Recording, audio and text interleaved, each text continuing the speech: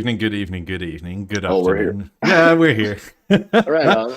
I'm still into Oh, the email. welcome everybody to another BeoTalk number 339. There we go. I hope everybody's doing good. We are here. Uh,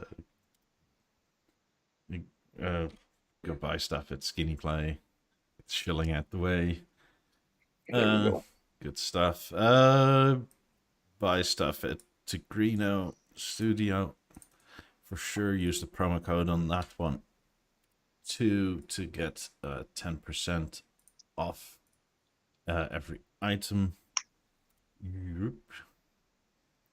And as we learned, was it last week or the week before? It's actually kind of really cheap compared to the custom B&O stuff.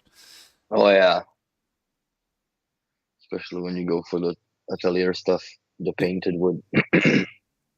Yeah, so that's good. It's especially these aluminium ones. I haven't had much experience with any of the other stuff, but these aluminium covers like excellent quality.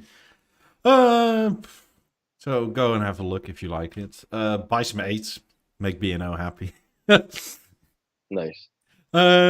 Come join our Discord as per usual. If you wanna be on top of everything and also make your stuff work, because the help desk at B&O is slow and we're fast collectively. And collectively, yes, we're Yeah. pretty good at that. A lot of things get resolved fast. Leave a like and subscribe if you haven't yet already. And yeah, that's about it. How's everybody doing? I'm good. How was your week? It was not bad. A couple installs, but I guess the cherry on top, I just emailed you the photos. It's a zip file. Oh, okay. When those Instagram customer states. Yeah. Okay. So customer states that he was trying to plug in his new hearing aid transmitter into the back of the Avant, and the table stand stopped working. Okay. So I go over there, and he shows me the cable connector from the table stand, and the first picture with the glove that you have there. Yeah. Is it coming? Yeah, You have yeah, but I have to unzip it. Yeah. Oh my God! Is there a computer gonna crash now? It shouldn't, but Oh no! A zip file uh, will bring out the podcast.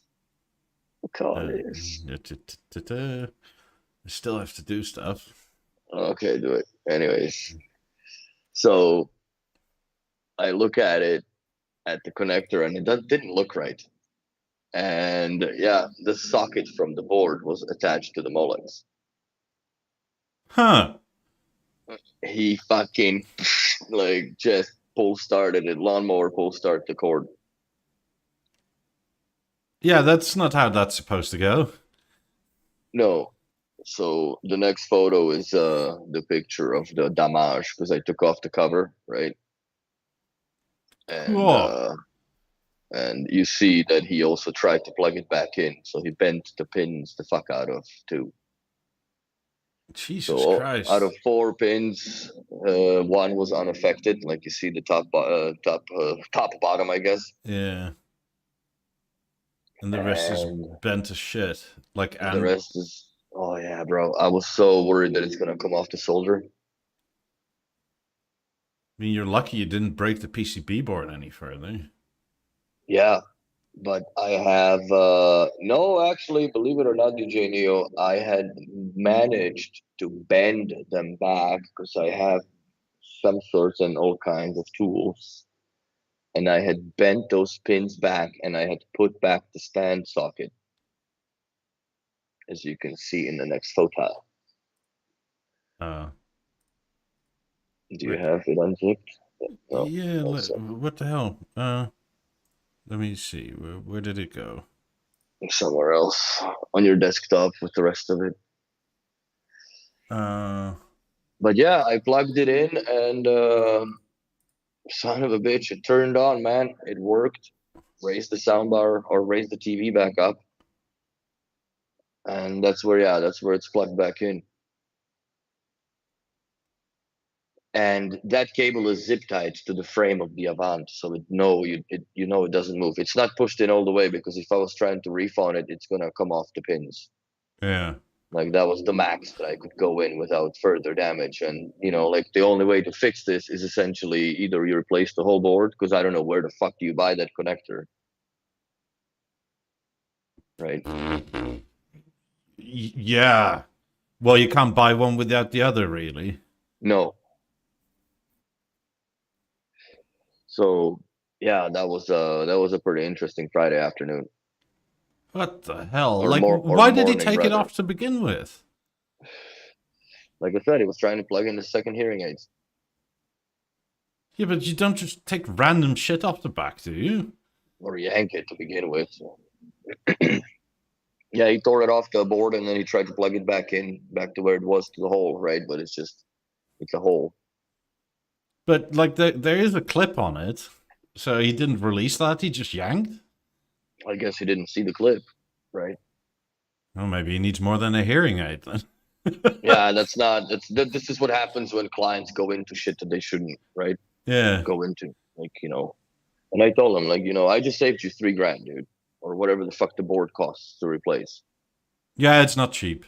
Yeah, this is a shitty picture, but yeah, this is like the beginning, right? Like, I took the picture of it, like, this is what it was, send it to Julien. I'm like, yeah, this is more than his hearing aids are not plugged in, bro. But the weirdest thing on this whole endeavor, right? I got this working. I got the stand working. Yeah. He's got, how there's a DIN plug, right? The 9-pin S DIN on the back of the Avant, right? Yeah. Which has audio out. Yeah.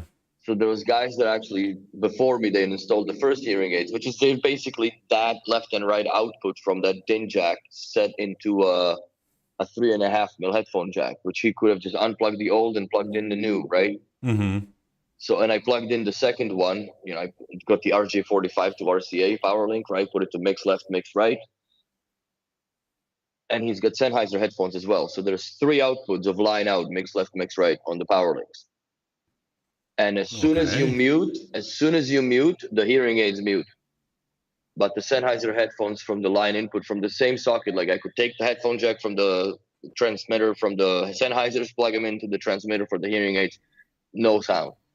Take it back, take the one from the transmitter from the hearing aids, put it into the Sennheiser, sound.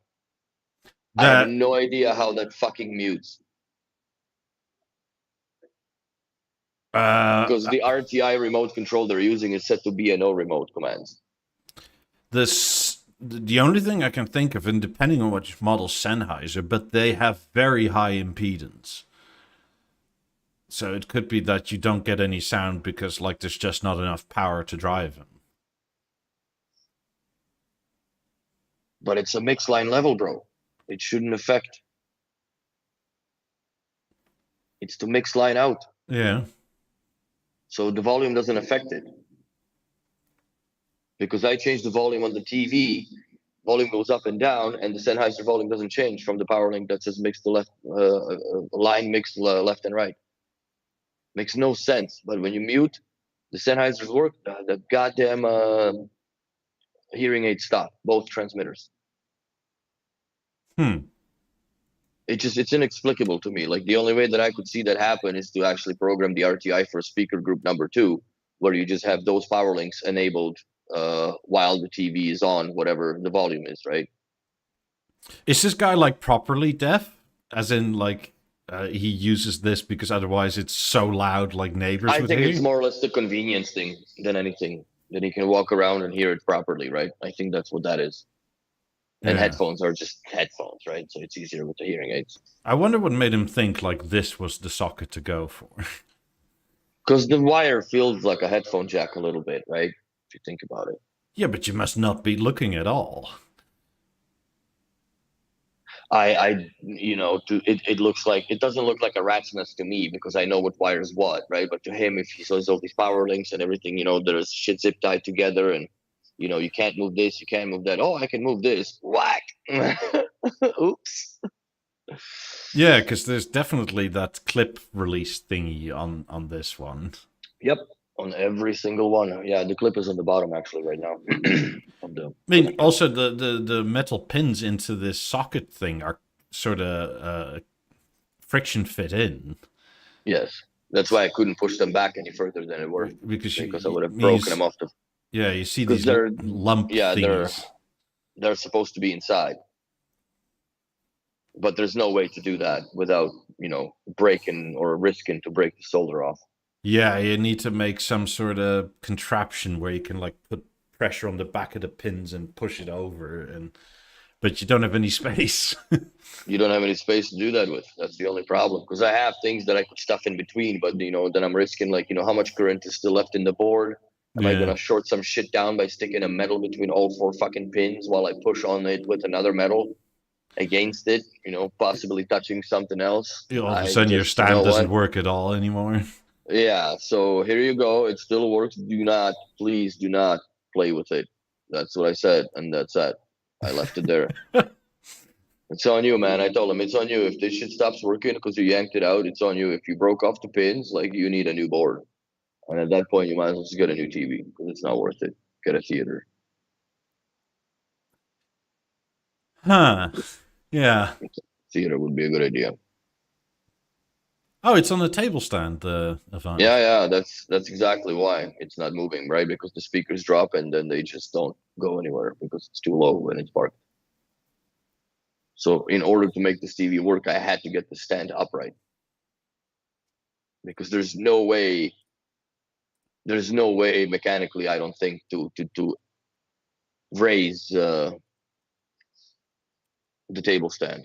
There's no cranks, I don't think, that you can go and turn while the TV's on it. So yeah, a lot of laughs. Yeah, First time I've ever seen that. First yeah, time I've ever seen that. that's a big oopsie. Yeah, and next time either read the manual or if you really don't know what you're doing, get a call somebody, join our Discord, and ask. Post pictures, you'll know more. Yeah, because this So is sort of like, this was very preventable. 100%. But I've done shit like that too. So I don't blame. I did it more or less accidentally with Eclipse. We were moving a client's TV, and me and Max were moving, and the connectors went on his side. I totally forgotten about them to disconnect the RJ45 for network and the HDMI, Oops. and he just fucking reefed it. I'm like, oh no, it's over.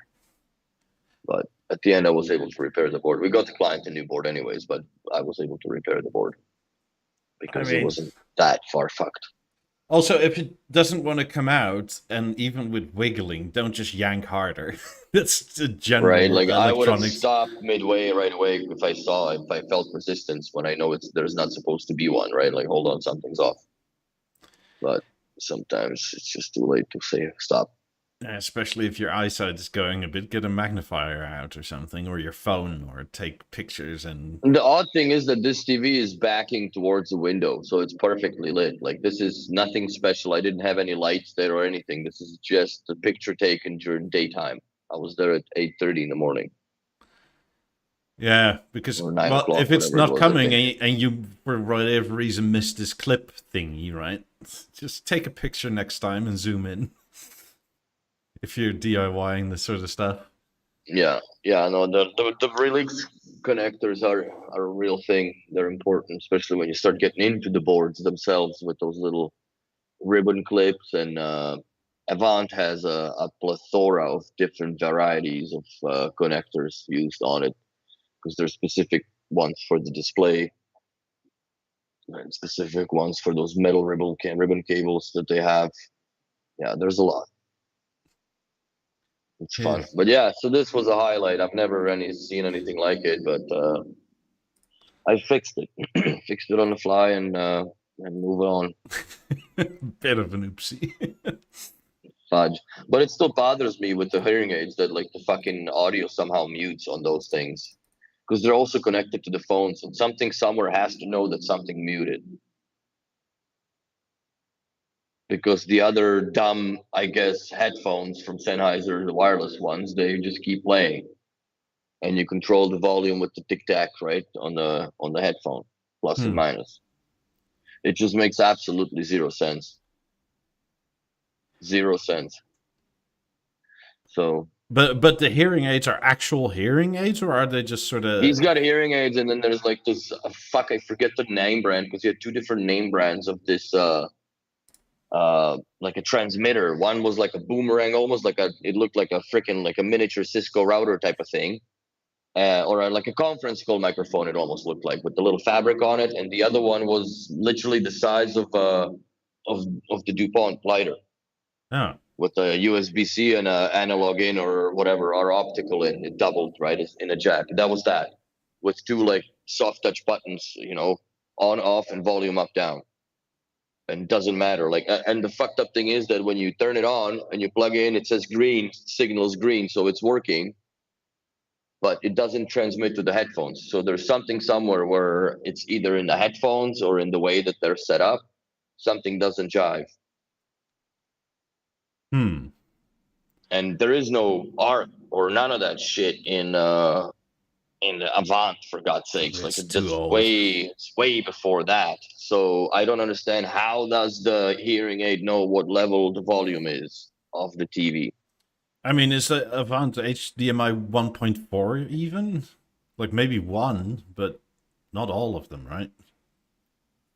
I don't remember. I think it was 1.2 or something. I know that they're all 4K capable. The very, very first run of them, only HDMI 1 was like the 4K crazy, and the rest were, I think, 1080p. And then I think next production run with the boards, which was literally a few weeks afterwards when we got supplied, they were all 4K.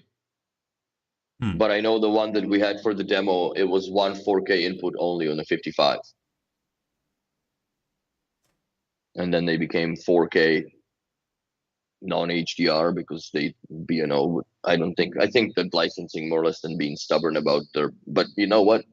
When I saw in Denmark, when I went for the factory tour, like, I've seen, comparatively to what the HDR is to what the Avant does, magic wise, in uh the Vision Clear technologies, I guess, Yeah. right?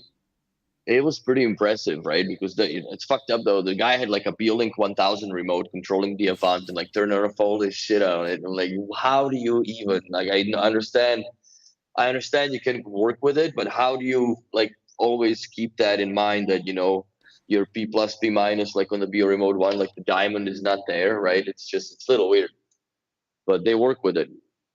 And yeah, I was pretty impressed It's what you're used by. to at some point, I Oh guess. yeah, and if you use with it, obviously they are probably as old as the Beolink 1000 design themselves. The guys were old, Maybe he designed it. so that's just what it is. Like, it's gonna be work with Beolink 1000 remote no matter what. And who knows if it's like a real Beolink 1000, right? If they're, they have their own service platform Yeah, special or board in there something. Yeah, somewhere. exactly. That, like, yeah, make it a BO4, but within a Beolink 1000 chassis type of thing. So, anyways, but yeah, then the Eclipse came out, I think. Well, the BeoVision 14 was, I guess we're going retro back. The BeoVision 14 was a terrible idea with the Android system or operating system. For me, I didn't mind it. The problem was, A, Netflix stopped working. B, it took 4 different tries to get my panel, like, not broken from Denmark to here. So that was the only frustration, because they changed the packaging from the old BeoVision 11 type. It was a beautiful TV. It's just the picture was a bit shit. Mm-hmm. But when it was off, dude, with the wooden grill, there is nothing sexier looking, in my opinion, than that TV. Also, BB10 Chanterelle edition was nice. I mean, So I would love to have a BeoVision 14 with like an OLED panel in it, and then like I'll live with the small image size.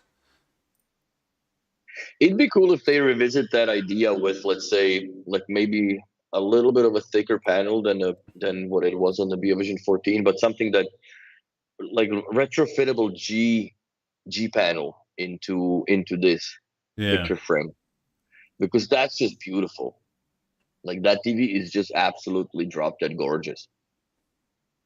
Maybe the next contour will be something like that. Well, they would, I don't care if it's let it be G panel because it's better. And already you're paying so much money for the B&O tax, you might as well just get the latest and the greatest into it because you're not going to change it for a while. Yeah, you're gonna spend 12 grand on it or something like that. But I don't know, like, do you think that the coating would be something that would still make sense, like the glass coating? No. Other than making the display super flat. That's basically the only benefit. No, because you get into the weirdness of the you already have the coating on the LG screens. Then you're gonna have to like do coating through coating, and then you somehow have to like disregard or adapt what the light sensor is doing on the G series itself. That's just asking for more trouble than it's worth, I think. Yeah. But I do think in some way or another, you could make it pretty close to a BV14. Just push the screen as far forward as you can. Yeah. Or make it exact so the frame fits the actual frame of a 55 or 65. That's what the contour more or less does. Yeah. Yeah, it sucks, Oscar, but that's where we're here for you. We're here for you every week. It's a lot of those teens in underwear don't really have B&O behind them, I guess. Should I put like a little bathtub in here and go like B&O or something like that? Oh boy. It's I can't help this. Like, share it with your friends. Like that's the only way YouTube does anything these days. And apparently, according to the email now, you can buy everything, or more or less some of the stuff, on sale for the old prices. Yeah. Basically. B&O Days are back again. That's it. You can buy the 8s for what they were when they came out. Hakan asks, what are your thoughts on the Bang & Olufsen BeoPlay 11 and Bang & Olufsen BeoPlay H100 headphones? Do you think they should be bought, or should I look at other brands? For example, when comparing 11 and Samsung, there seems to be no difference, but the 11 is much more expensive. For the in-ear buds, look, you might as well buy the EXs at this point, because I don't know what the 11s are as far as the noise cancellation, but that's the only improvement, because if you look, the chassis is completely identical other than a couple of microphone ports that were added. Yeah, but like with the B&O Days, the EXs are on sale again. Yeah, so, and they're great earphones, man. Yeah, they're great earphones. I kind of want to buy the orange, the Bonfire Explorer. The H100s, yeah, you're in a range of headphones where like that is so much personal preference. I would potentially think it's a decent buy, but like it depends on what you're after out of your headphones, right?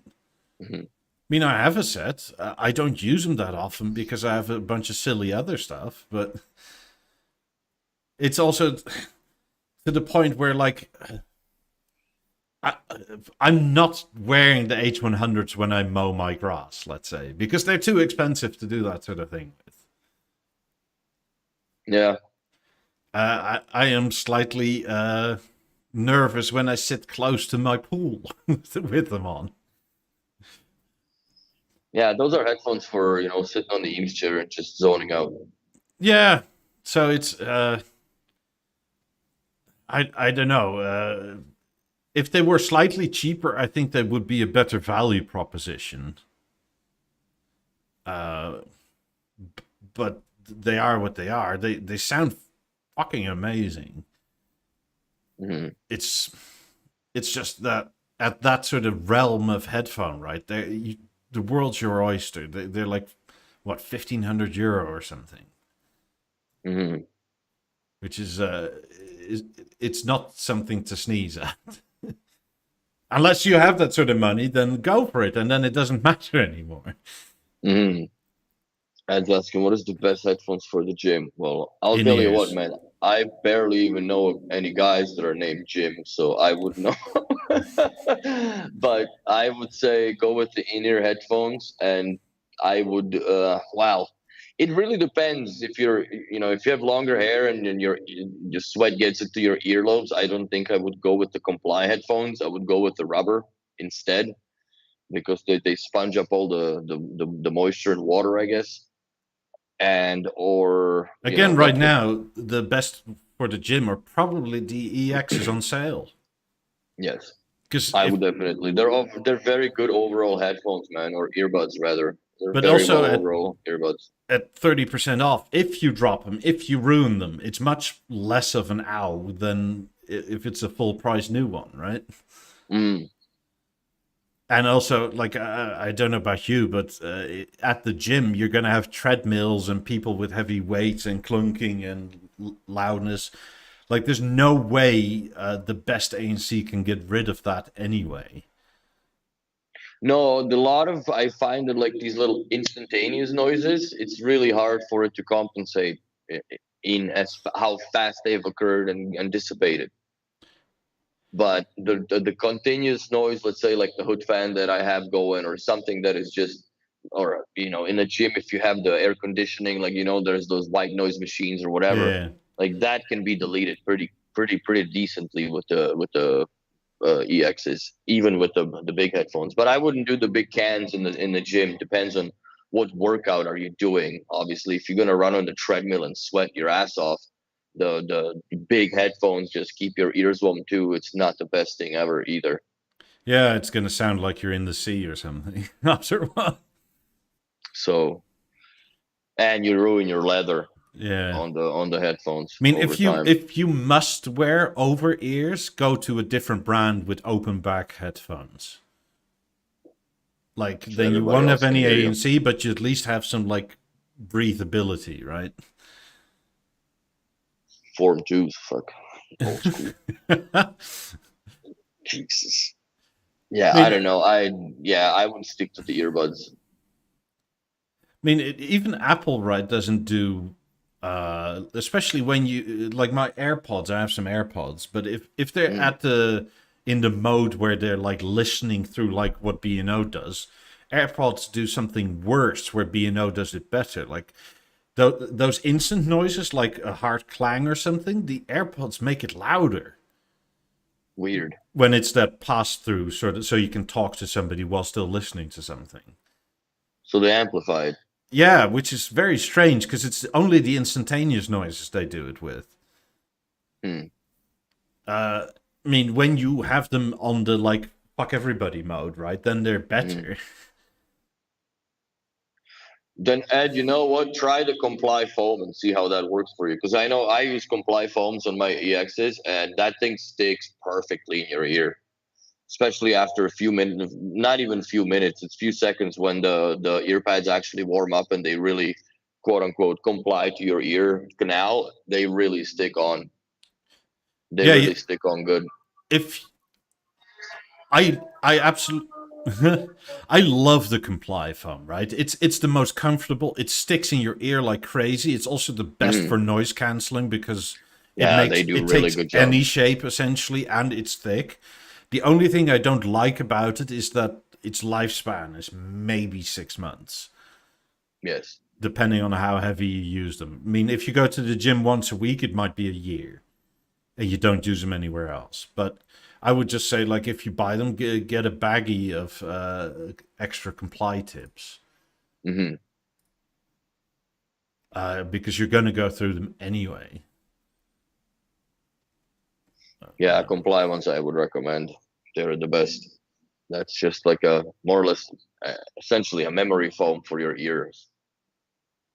It works Yes. very well. It works Uh, very well.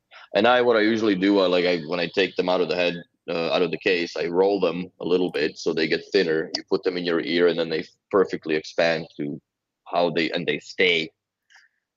Obviously I don't go headbanging and shit, but it's perfect. that's another thing, right? Like, oh, they're not here, but my EXs, no, sorry, E8s, the 3.0 ones. I Yeah, used the rubber tips on them, but yeah. it's very important that you try stuff out because my ear canals are not the same size left to right. Mhm. So I have two different tips on it specifically for an ear, right?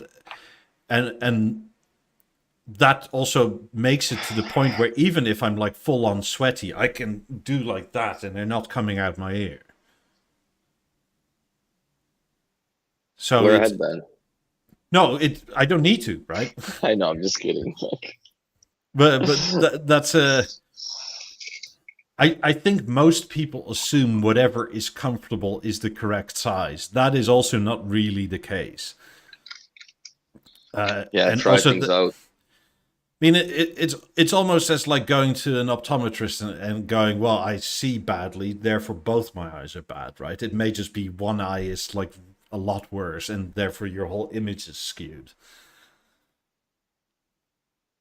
Yeah.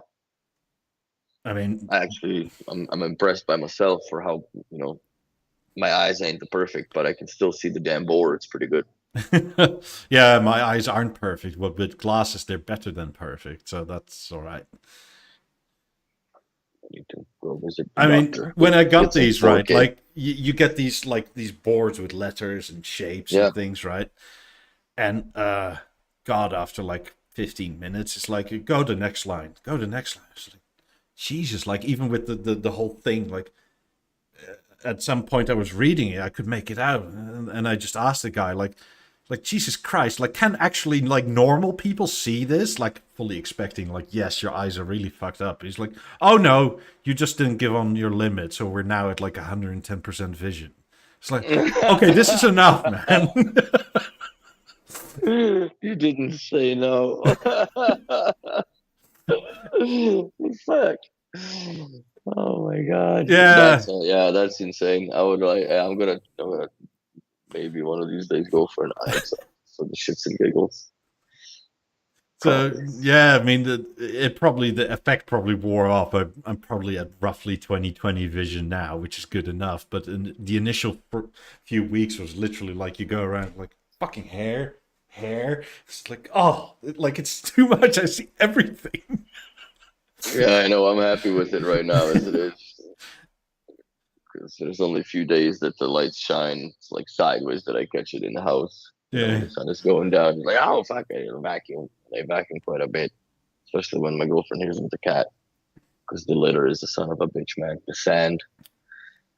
I need to switch from sand to something different. Matt uses his H95s correctly when his mother-in-law is staying over. He falls asleep with them on.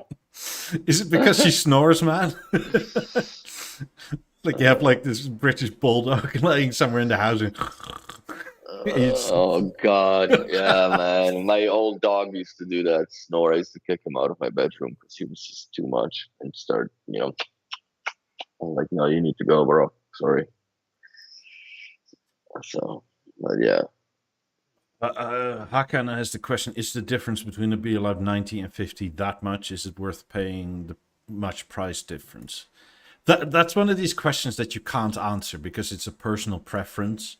I don't exactly. think it is, even though I would love 90s. I do think the price is insane. It also very much depends on what you listen to. If you mostly want to do films and stuff, the differential in output is much smaller than when it's pure stereo music. Mhm. Put it this way, where they are right now, they're not even reaching their usual maybe 40% of potential, if even, and that's noise complaints level already. Yeah. So, it's just once I'm somewhere where I'm not bound with neighbors that are with paper walls, that's a different story. But yeah, they're more accurate. You gotta give them that. In aero mode, they will kill it.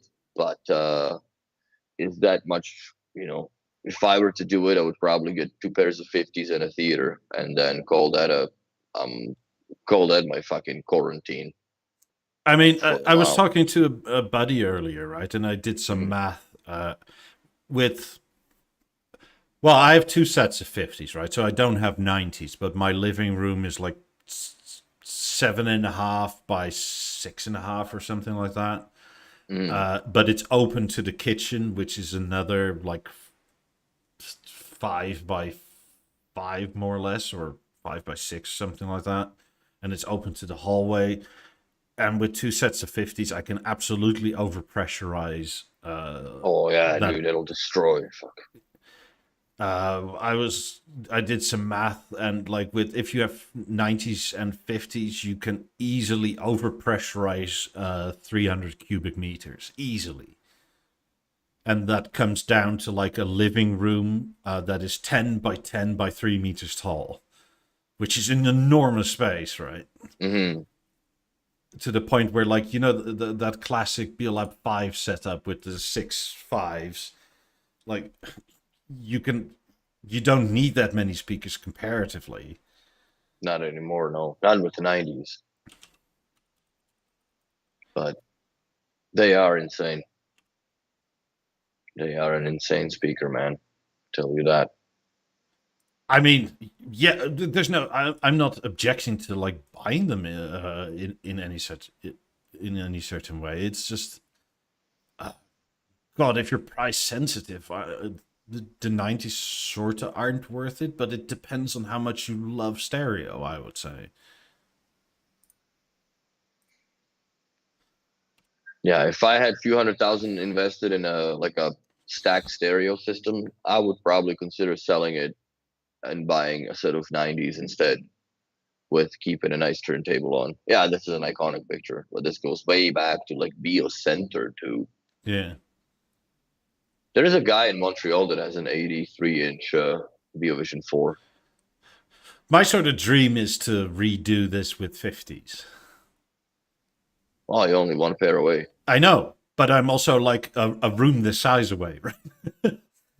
Well, fucking right you are. That's a big ass atrium, for God's sake. Like, Yeah, this is not a exactly. bedroom. I wonder if this is in the factory, Yeah, I think so. in the main building. It's Yeah. one of those floors, I'm sure, that they had this set up.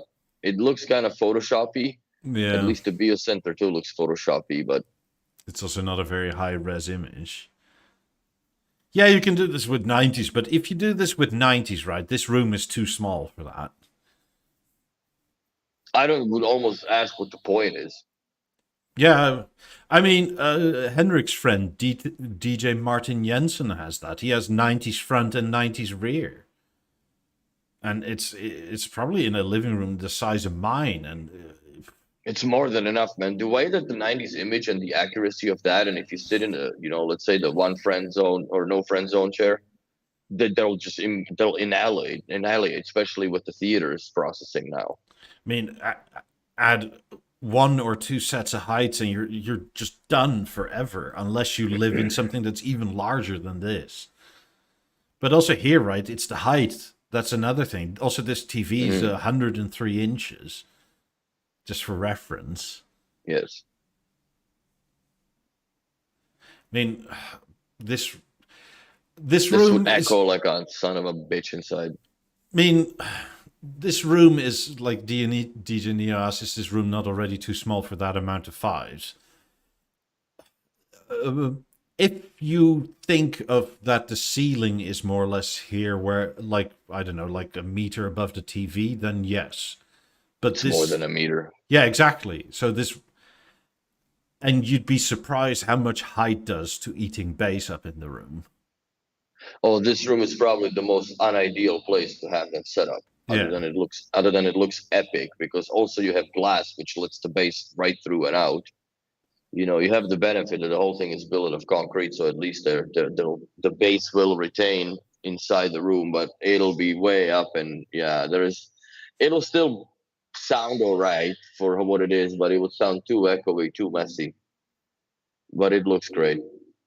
That's bar none. It looks freaking great. I mean, this couch is probably 4 meters wide. Mm-hmm. Because it's it's a 6-seater left to right, more or less, maybe a 5. So like, Yeah, it's 3 love seats basically tied in together. But so yeah. it's like, you can tell it's a wide room, right? Like, this is 10 meters wide, but probably 15 deep or something. And then the ceilings are like at least 4 meters high. Hmm. Like in American, it's like 16 feet high ceilings by like 30 foot wide by like 45 foot long. Yeah, but I think this is exactly what it is. This was just for the photo of it, that they hauled all this shit in there. I quite honestly don't believe that TV is real. It's just photoshopped in there because that's 503 kilos on the floor stand. And I don't think that they had service feet for that back then. It was an immense weight. The floor stand was, I think, 263 kilos on its own. And the Yeah. TV and the panel was 240. Look, for what it's worth, I knew a guy that had almost this setup. Hmm. It's been forever since I saw it, but he had a 755 with 5 fronts and at least 5 rears. I don't know if he had 5 surrounds. I mean, the guy lived in a very large house. Hmm. I mean, his 5s were the red ones, the sort of burgundy color ones. The 88th edition. Yeah. I mean, it looked amazing. It was also a very big house, right? Like, some people have it. Like, this is not common. Was he Chinese? No. I wonder how he got those speakers because those were only aimed. I think they were only set for or selected for Chinese market only for the 88. He was a lawyer. He got it somehow. Somehow he must have gotten them. But yeah, that I know for a fact was. I think we had a Chinese consulate from Edmonton looking at those speakers, and we couldn't order it for him. He would have to do it through China. He was the type of guy, right? That would he bought like a Jaguar XKR for himself, but then whenever he was tired of working, he would be driven in his XKR. That's funny. I mean, XKRs aren't that comfortable to begin with, but then to be driven in it instead of just buying something comfortable, right? It's like you blend in better, I guess. I don't know. It was strange. Lovely guy, but I mean, he wasn't very flaunty or anything. It was just the man was a massive contradiction in many ways. I think I deleted that email from B&O. That was the B&O Days. Forget what else was there on sale. It was a whole bunch of other stuff. It depends per country, which is the weird thing. Interesting. So, at least I think it depends on the country. Because here in the US anyways, you have the EXs for 275, then you have the Explorers. And you want the sunburnt orange, right? Yeah, that's the one. It's on sale. And then you have H95s and level. And that's it.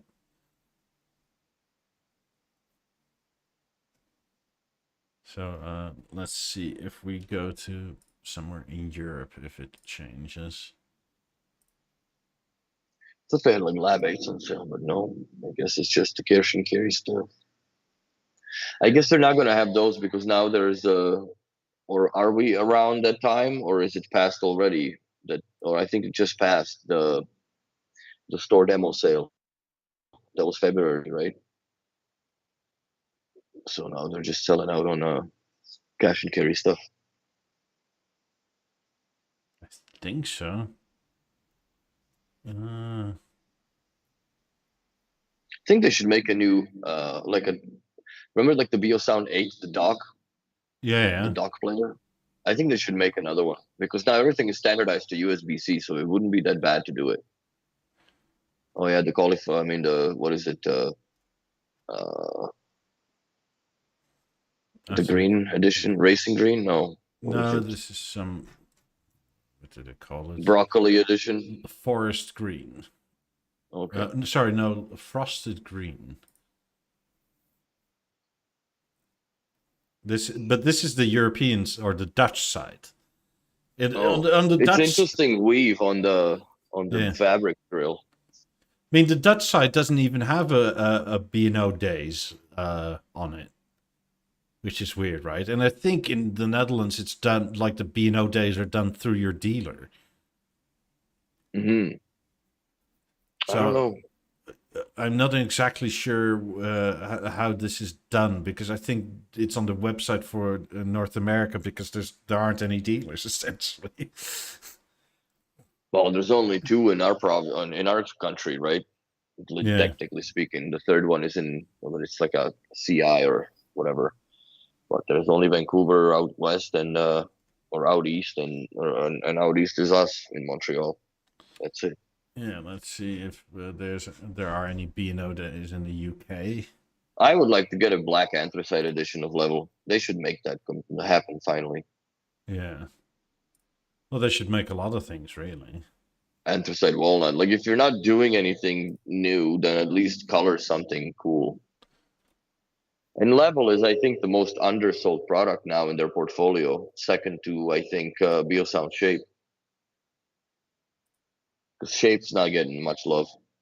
These gradients. This is on the UK website. I didn't see that on the American website. Hmm. Interesting. They're expensive, but they're very nice. Yeah, I like that. The brown one. The brown was cool.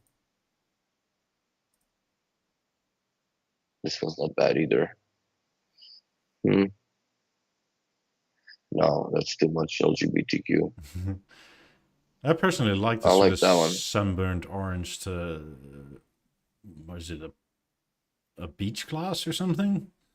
Yeah, that's a nice one too. Yeah, I like a lot of these. The brown one indeed is nice. Yeah, the brown rocks. This brown to pink is kind of nice as well.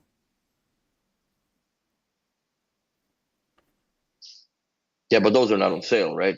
That's No, just no, regular but price, I they are guess, or for whatever. sale. They're I just they're haven't not seen on the these. UK. I mean, the US website. I haven't seen them. Interesting. This is on the homepage of the UK site, Hmm. which is interesting, right? Like you have different home sites depending on which country you set it to. Yeah, 4,700 pounds. Call this. That's what, like 7,000 Canadian or something. Yeah, 75 probably. It's 8 grand with tax.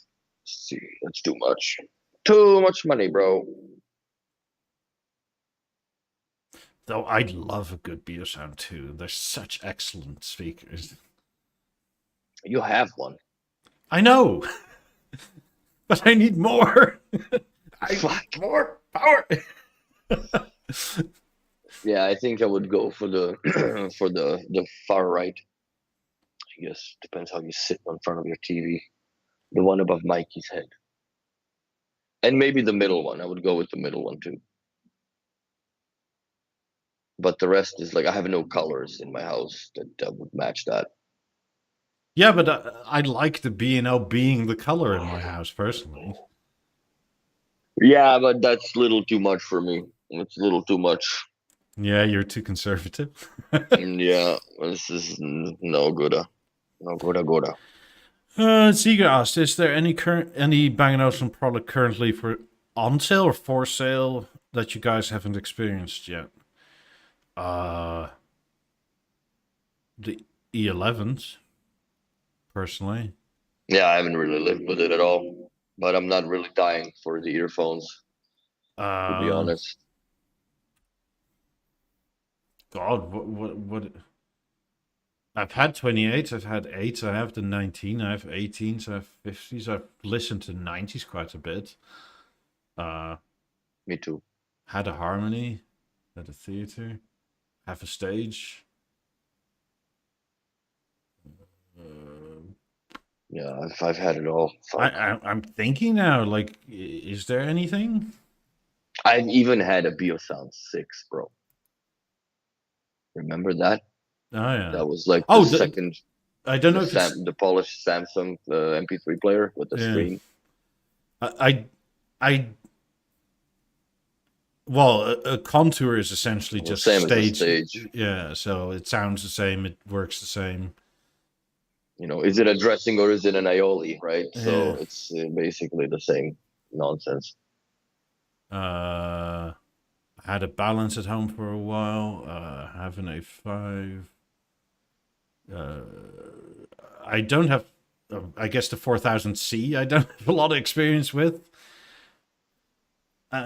Like I guess the Bollard and Celestials and Palatials. I have no experience with. I put together a bollard, man, and you know what? That takes a lot of fucking digging, bro. If you're gonna do this in for real, that's a lot of digging. Because that bass bucket is immense. Basically the size of a regular mop bucket that you gotta dig a hole for. I mean, I've seen them. I just haven't really listened to them, or They sound insane, dude. We have it in the corner, so it's not the best. Like it's crazy bass, but it's also made for that, right? But yeah. they sound fantastic. They sound fantastic for what they are. So I'm just yeah, Celestials and Palatials. I don't have a lot of. I mean, I've heard the Celestials. I've never heard the Palatials. No, I don't think I've had a chance to listen to them that I remember. I would love to because they're essentially enormous Celestials, Yes. and they look cool.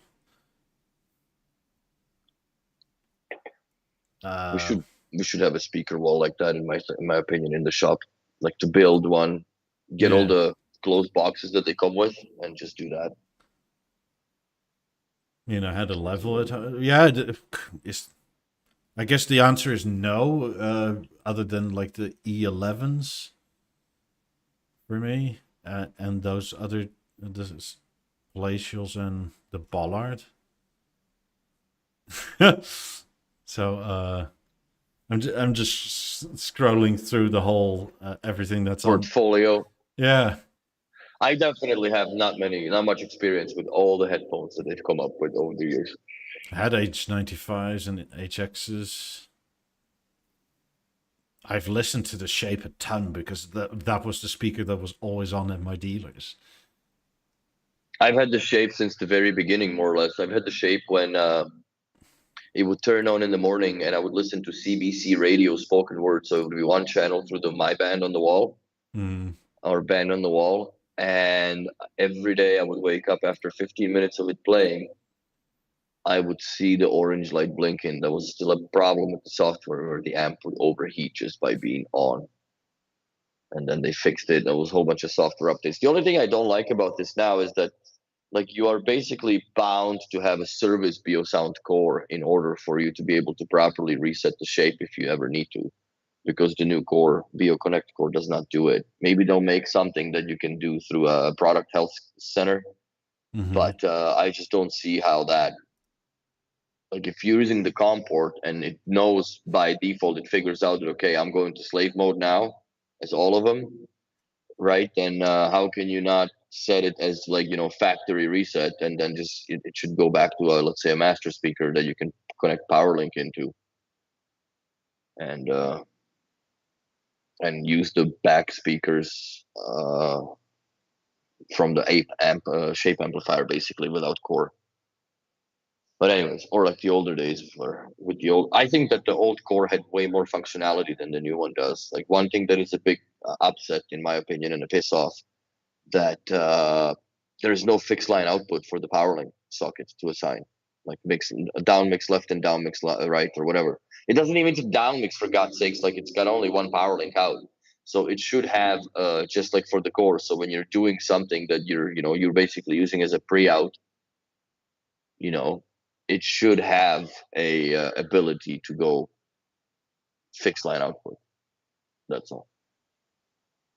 I'm going through a bunch of countries now, and the B&O Days on the website are here in North America, but I haven't found them in Germany, in Norway, in Japan, Australia.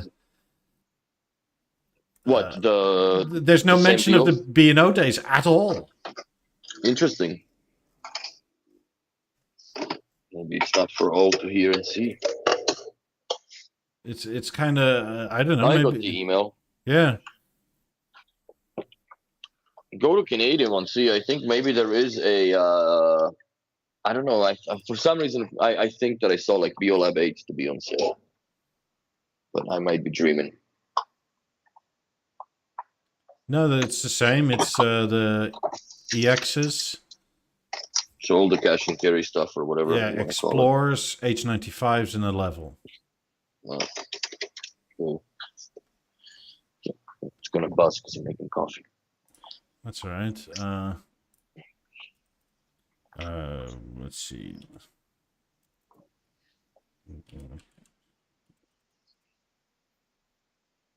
Luxus. Level needs more colors. In my opinion, they're completely forgetting about that product, and I think still it's cool. I like the interface. Let's see. What Luxus is this? Sega is this like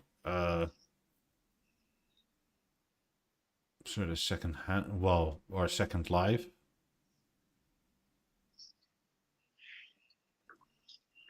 Second Life, what? Or are they a regular dealer? Oh, there might be a regular dealer. It's a nicer website for sure. Hold on, give me a second. Waiting for this machine to finish its course. I just hear. Oh, it's one of those, I don't know with the capsule, but it doesn't run like, sometimes it goes faster and sometimes it just goes forever. Yeah, like that internal screen is slightly off, and then it like piles and it can't drain. Something should be recalled. Yeah. But anyways, I'm back. So, my back. What a miserable weather today. It's Yeah. raining all day long. I hope it doesn't freeze rain. It says, "Love my shape with the new BeoConnect core sounds. Wow, excellent bass." Yeah, it's very good. I love the new way the newer platform handles it, and the shape is just nice. I mean, you need some wall space to be available, but other than that, it's just a very nice product, and it's severely undermarketed. It is. It's very much so. And now with the plethora of colors and the oven, even the bespoke stuff, because I'm sure you can order those tiles that all the color samples that come through or come with that we had on even on the podcast. I think 10, 15 podcasts ago, I guess, or not even that far back when I brought the sample pack. Yeah, sample packs because there was a bunch. Like 6 or 8 ago. Something like that. It hasn't been a while. It hasn't been that long. It was the beginning of the year. Yeah. Gopilal asked, Mickey, what's the reason you don't have Beolab 28s as surround anymore? I've answered this before, but I don't mind doing it again. But several reasons is that the 28s come in an inordinate amount of packaging. Like every little bit, it has its own box, right? It's coming even more with 2 more boxes now because the inner grills are now separately shipped. Yeah, so there's that. In terms of like box space, the 28s take up about as much space as a set of 50s does. And I was moving internationally, and then with the chance of losing one of the boxes or some shit, I didn't want to go through that. It's a bigger picture thing. Also, the 28s don't sound like the 50s. No, they're different. Yeah, and I think a lot to do with that has the fact that they're downward firing woofer. Yeah, they have this lap 5-ish feel, Yeah, but they're also very bassy by themselves, right? Like they are overpowered bassy in my opinion. And you can fix it sorta, and they sound good on their own. Don't get me wrong, I like 28s on their own. But when you have 50s front and 28s rear and you're watching a film, it's really kind of strange that your rear speakers are going all the time and your 50s aren't doing anything. And it was kind of a mismatch in that sense, which is why I sold them at that. For a while, I then had 17s and a 19 in the back. But knowing I was coming here, I bought another set of 50s. That's all that. So there you go. Yeah. So it's that. mean, 50s over 28s every day of the week. But it also reflects in the price, right? So I Mm. don't begrudge anybody going for 28s instead of 50s, because especially now, right? Like the price is insane at the moment. Florence says, I used to be a B&O Mhm. fan, but I was not happy with the software and switched. Now almost 8 years have passed, and I'm looking for a new home audio setup for playing music. Is it worth considering B&O play records and title? Well, obviously, that answers your question, yes. But knowing now with the new limitation, which is I think a blessing for most of the installers, I think, and also the shops, you're limited to 24 products in your network unless you make another subnet, I guess, or whatever. But 24 rooms or 24 zones is plenty enough. And then you can mitigate that also by digital power link, where you put the speakers into hardwire them directly, let's say, to the theater and blah blah blah, so you can put more products on in your house that way, or just don't put them on the app, which is also weird. But anyways, uh, I think now with the Mozart platform, it works. It also depends on what you're looking for. Like, Not too. look, one of the ways that I've always been a proponent of, right, which is the best way to do whole home audio, is to have a killer living room setup that you can just turn up so everybody hears it everywhere. Because then you're almost not dependent on any of the software and how it interacts. Yeah, but that's not fucking feasible for me, bro. Like, if I juice the 90s just so I can fold my socks in the fucking bedroom, bro, I'm gonna have people knocking at the door. So yeah, the multi-room experience for me is important. Obviously, I have more speakers and TV in the bedroom too, but God, it is like I like the fact, Well, then having a maybe you should shower. fold your laundry during the day.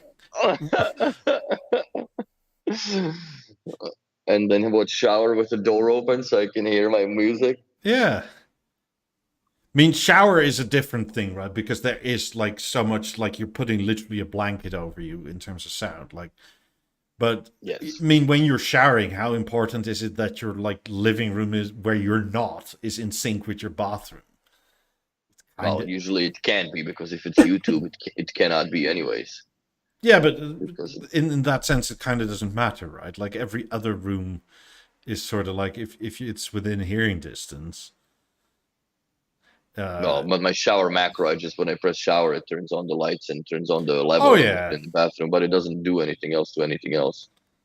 Maybe I should put it so it brings down the volume of all the rest of the zones, I so then mean, I don't have that echo and shit.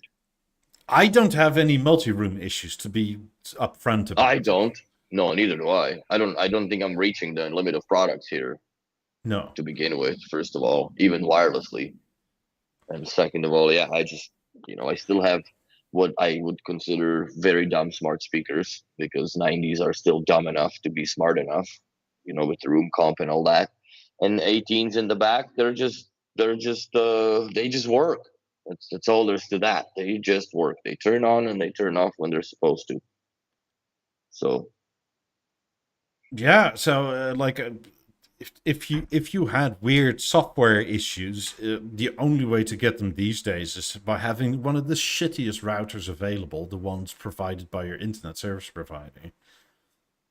And believe it or not, I am actually running it here just as an experiment for a while now. I have the Ubiquity stuff. I never set it up. I'm like, you know what? Let's see how this performs. And so far, the Wi-Fi coverage is good. And quite honestly, the theater is hardwired because that's the only network plug that comes out is below the 9000. And it goes into the 90s. 90s have the switch in them, so the DPL from the 90s goes into the theater. Theater goes to the TV, and that's it. And then the Avant is wireless because there was no way to put the cable through. But it's literally maybe 3 meters away from the router, so I have no issues. But oddly enough, when I lose power, it's really hard to come back, have the Avant come back and retain connectivity for some reason. And I don't know if it's the ISP router or if it's if the TV's 12 years old, if the board is having a hard time coming back online once it's cooled off or antenna's cooled off. I don't know, right? Or But won't you yank on the plug? she doesn't like it. Let's just put it that way. But other than that, Even with the Weiss, I had a problem in the beginning when I put the two receivers into the back to the fours. But now everything works flawlessly, no problem. I think I just had to figure out and settle with all the channels because I'm covered with Wi-Fi access points in the apartment. So once it hashed out all that, I don't really. I've seen the right surround 18 drop out every now and then, but it's not even playing. That's what's funny. It's just they're on when I have a triangle turned on per se or theater on. It just goes red and comes back. Weird. Question from earlier. In my Hakan says, in your previous broadcast, I asked about 250s, 428s, and 6 ceiling speakers.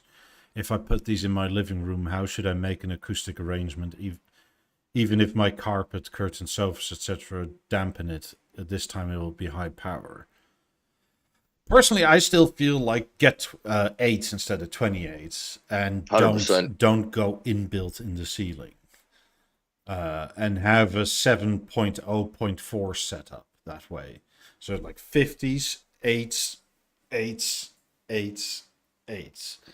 And that way you have the way you set it up is sound cannons, bro. Yeah, the way you set it up is as close as you can to the Dolby 7.1.4 layout. Essentially, which looks like you can just find that on Google. It looks something like that. You don't have to be this accurate, right? They even say that or show that it doesn't matter that much because you have like 10 degrees more or less in it. Mm-hmm. Like either side, right? Like just don't make your surrounds be in front of you. Make them like 90 degrees or back. That's essentially what you do, like this. I mean, wide can be wider, obviously. It's just keep it somewhat in a shape like this. But the beauty of B&O with a theater is that you can essentially put it anywhere and it'll fix itself. But the less it has to fix itself, the better the outcome will be. Yes. The better start you give it, the better performance you get. Yeah, and that ties into Ziga's question, how important is speaker placement when you're listening to 2 front speaker and 2 rear speaker so the sound gets synced, or is all measured within the microphone? It can be all measured in the microphone, but you're essentially asking for the distance measurements, because the distance measurements are essentially a delay. Right, so like if your front left is a lot closer than your front right, the system knows that to get the sound to you at the same time, the front left has to be later in like slightly pushing. Yeah and quieter, which then you do that with a dB adjustment, so they all sound equally loud to one another. Look, and the best result you have with all the speakers identical. Yes, put the fronts as 50s, but I would keep everything. It would also shave down on the budget because 28s, in my opinion, are good speakers. But I think the acoustic performance of the 8 would be insane. And if you really want to boost it up a little more, I would put a subwoofer behind the sofa, like in this arrangement. I would put a subwoofer sofa in the back, run the calibration because it would figure out, and you would basically apply that guitar string theory that Jeff was explaining with, how do you do that golden triangle with the 28s in the back with the theater, because it extends the bass line. And I think that would be the best solution and best way to go about it. Yeah. Or become insane like me and get 2 sets of 50s. That too. That fixes a lot more than a 19. Fuck. I mean, also, like I said earlier, who was it? I think it was Gopal asked, like, why don't I have 28s? Because this acoustically, they sound slightly different than 8s do, and 8s suit the 50s slightly better. And it's because they're not so forwardly bassy. There's nothing wrong with 28s. I'm not saying that. It's just they sound different than 50s. And if you are going for a setup like the 7.1.4, the most flawless experience will be with having the most amount of speakers being mostly the same. Yeah. I mean, imagine if you had, I don't know, name something like 18s, 17s, 8s, celestials, palatials. You're going to have different sound signatures everywhere. And the More or whole, less, I guess, right? But they tune them to be sounding more or less. Well, you have those values pre-entered inside the theater, so it knows what to make that sound signal come out like. oh sure, but it's got, regardless, it's going to be very pinpointy, right? Like it's going to be okay. It's coming from there because I hear this signature. If depending a bit on how sensitive you are to it, but it turned out to me I could hear the 28 instantly with the 50s up front. Interesting. Well, it's also that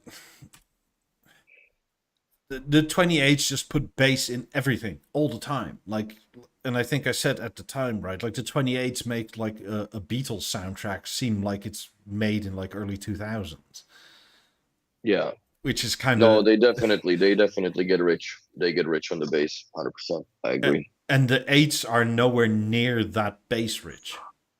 Even though they broadly sound similar in the mid and tweeter. Yeah, but also the bass really starts to run away and ABL starts to really take over at like around 60, 65 volume on the 28s. And the 8s too. But that's a little more forgivable for how small the speaker is. Yeah, and then it gets routed to the 50s anyway. Because I think the problem with the 28, in my opinion, is because of there's so much bass that it gives you that false expectation that the louder I turn it up, the more of it I'll get, right? Yeah. Which I think they should have done it the other way, where it shouldn't be as boomy in the lower volumes for no reason, really, and have that reserved for when you actually do want to boost it up, volume up, and have a Friday night type of thing. So. Let's see, Beolab 17. Return. Let's go to speakers and compare them in terms of bass output to 28s. Let's see. 17s, well, it's a different woofer design. Yeah, but just going by what they say. So 28s do maximally 95 dB SPL in terms of bass for a pair. And 17s do 90. So, and the difference is like the 28s go essentially like at 60%, they're at max, and the 17s go, their max is the same, but it's a much more linear line, if you will. Mm-hmm. Also, at that point, you're talking about hearing damage levels of power, right? From 1 meter away, I guess. Yeah, but your 50s will come over the top of that. So if they come on the same sort of plane up in terms of volume, right? Like it's going to be so goddamn loud. Oh yeah, no, I've juiced my 90s, dude. They can go fucking. I mean, Hakan, if you live in an apartment, like all of this is insane. You better not have any attached neighbors or below or above you or anything of the sort. If you're in a penthouse, don't get 28s because you're going to piss off the neighbors below you. 100%. Only if you're in like a 2 or 3 story penthouse, right? Where you have multiple stories that are yours. Filter that shit down. And even 2 stories would be fine. But yeah, if you have I would go with the 50s, man. Something that fires in 3 different directions as far as the bass, which kind of mitigates with its own vibration of the chassis and very little transfer into the structure. Especially in the apartments, you want the least amount of transfer into the structure as possible. Yeah, also in terms of 8s, they're just so much easier to place than 28s. Oh, 100%. I mean, you can get the floor stands, the wall brackets. The wall brackets can be low. You can get the ceiling mounts. it's all very much easier to place, and it's much less in the way of something. Yes. Uh, and I think I personally just love 8s more than 28s. 28s are very good, don't get me wrong. It's just, I mean, in my opinion, there obviously is a slight price to performance ratio in that. Whereas, I think that they obviously, in my opinion, they strive a lot on their mechanical sexy as well.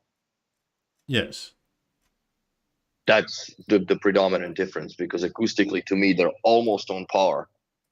I know it doesn't make sense to say because the 8 is so much smaller of a speaker, but when you actually listen to them in normal volumes, and let's say you shave down the 28 bass a little bit so it's not too overpowering, they sound very much on par. It's just almost the difference is the shape of the speaker that you're listening to. But I just like the versatility of the 8s. 8s are the new 3s, man. Basically. yeah, I mean, And here very good in America standard wall anyway, bracket solution. the 8s are 7,800 with oak, right? Hmm. And what would these be? Like with fabric, it's 18 and a half. Like you can easily get 2 sets of 8s versus 1 set of 28s.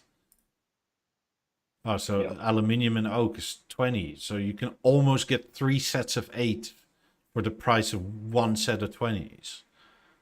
You probably could get 3 sets of 8s because you can massage the dealer into it. Yeah. That's a $750 difference. Call this. Come on, you're selling 3 pairs of speakers. Yeah, give me 10% off. I'm buying 3 sets. Something. Yeah. So that there is that. It's it, so in terms of price to performance, compared to 28s especially, they're a bargain. Like yes, the 28s are sort of better, but also kind of not. If price is blind, right? Yes, 28s are better. But if price comes into it and you're not willing to go down, you might as well buy another set of 50s. Yeah. I mean, have a simpler solution for Hakan for your. Put 50s front, 50s rear, 8s, 8s, call it a day. You'll have an amazing sound system. Or 17s top. It doesn't really matter at that point what you put in the top. Because the imaging is Yeah. going to be out of this world from the 50s alone. Yes. Yeah, it just helps to give you the volume above the head and the spaciousness. Yeah. Gilp 2 says B&O looked like speakers from inside a starship. Good. Yeah, they have a different look on them. That's what we're How gonna about do, the right? 18s? Are they a good fit? 18s are a great fit, but I don't know, with the EOL of the I guess the black piano version of them, and there's something else that's they're not going to be part of the bespoke or the atelier. I don't think that they're going to survive past B&O's 100th birthday. And you know what? I'd be glad if they didn't, because that would mean that they will have something in the pipe that would replace them in one way or the other. I don't think it's just going to be down to 28s and the 8s. I think there needs to be a void filled for a semi large speaker, I guess, that also the price category is a little more friendlier. I mean, talk about North American price inflation, right? Like, God, when these launched literally 10 years ago, no longer than 10 years ago. 12, Yeah. 12, In 13 years ago now, Europe, they because were, 2012 is when they came out, I I think, think. at launch, they were under 5 grand in euro. And, like, I think in euro price is roughly the same now. Like, I love 18s. They're iconic and they look, but you're Awesome. mostly buying these for looks at this point, Yes. not for capability. I mean, it's even to this point where it literally says here, right? You get a BeoConnect core with it.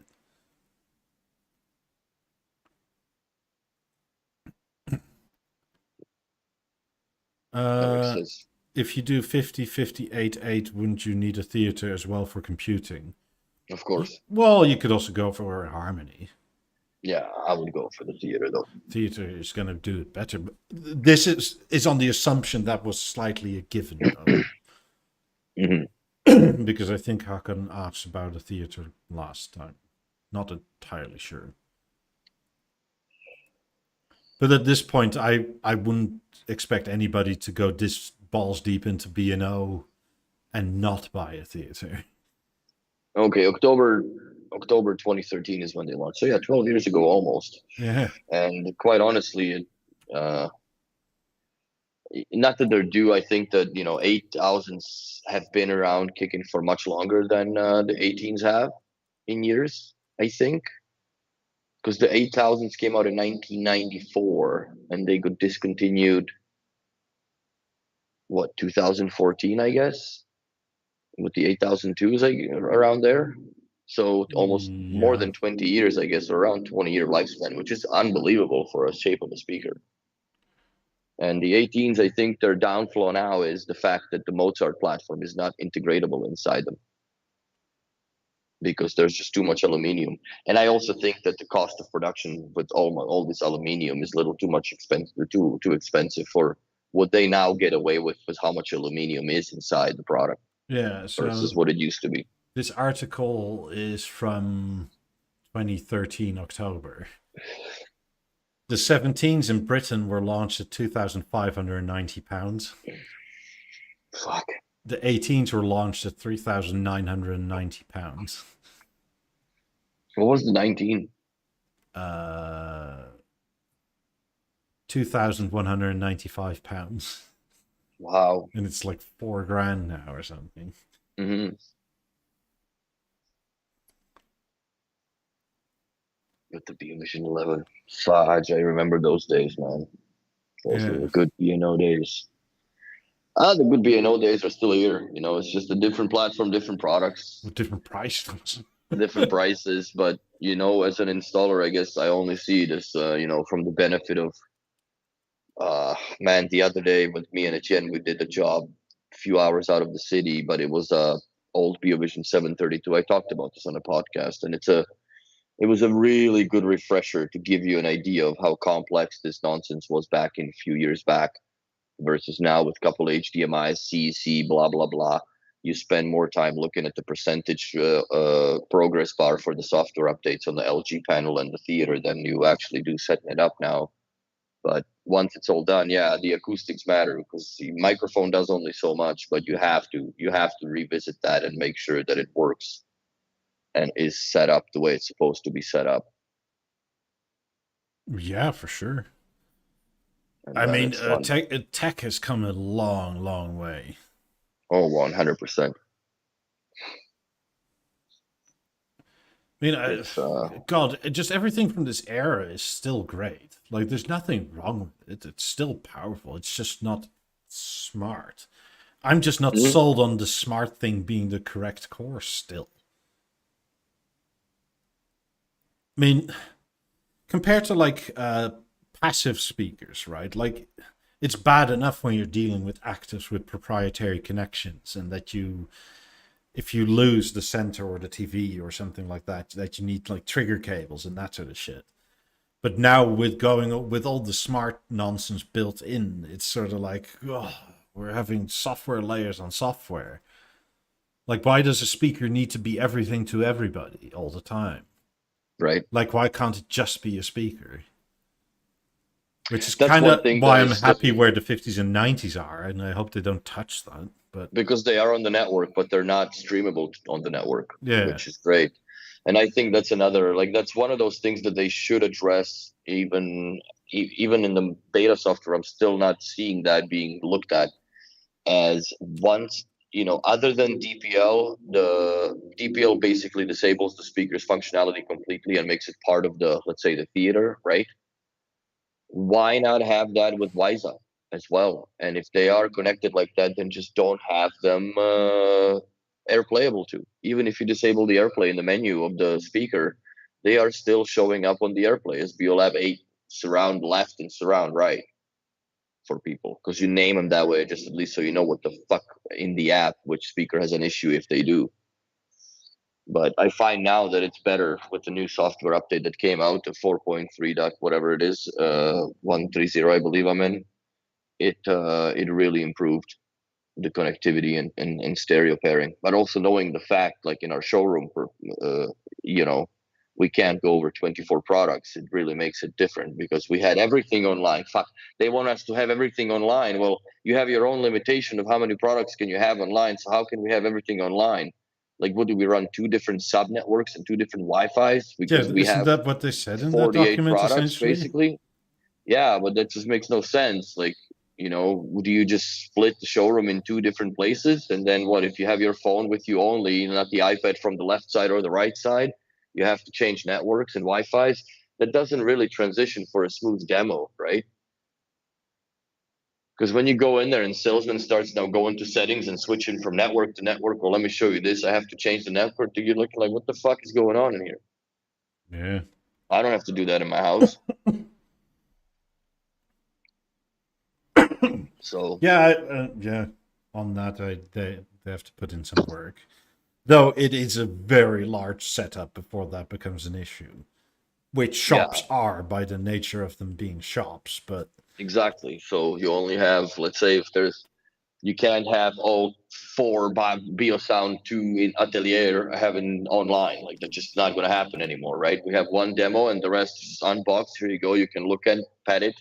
But if you want to listen to it, this is the one you go to listen to be clear for listeners, you can at home. Just in the store, there's too many other Wi-Fi things. Yeah, it's just like if you get past 24 products in your house, then you're better off than me. Yeah. And Mikey too, I guess, because we're not even close to that.